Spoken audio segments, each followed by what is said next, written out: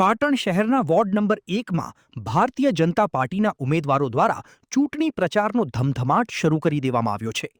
ભાજપના ઉમેદવારો અને આગેવાનો દ્વારા વોર્ડના વિવિધ મહોલ્લાઓ, પોળો અને સોસાયટીઓમાં ડોર ટુ ડોર પ્રચાર કરીને મતદારોના આશીર્વાદ મેળવવામાં આવી રહ્યા છે.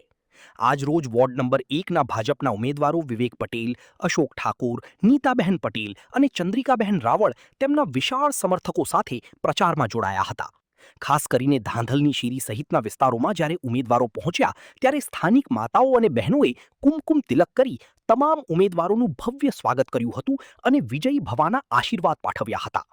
પાર્ટીની નો રિપીટ થિયરી હેઠળ મેદાનમાં ઉતરેલા નવા ચહેરાઓ સાથે પૂર્વ કોર્પોરેટરો પણ ખભે ખભો મિલાવી પ્રચારમાં જોડાયા છે.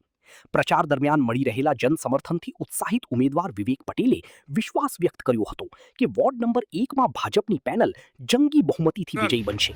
વોર્ડ નંબર 1ના અમે ચાર ઉમેદવારો સાથે પ્રચાર કરવા નીકળ્યા છીએ. સાથે પૂર્વ કોર્પોરેટરો પણ ખૂબ સારી રીતે અમારી સાથે પ્રચાર કરવા નીકળ્યા છે અને ઘરે ઘરે ખૂબ સારો પ્રતિસાદ મળી રહ્યો છે. માતાઓ બહેનાઓ તિલક કરી, કુમકુમ તિલક કરી ખૂબ અમને આશીર્વાદ આપી રહ્યા છે.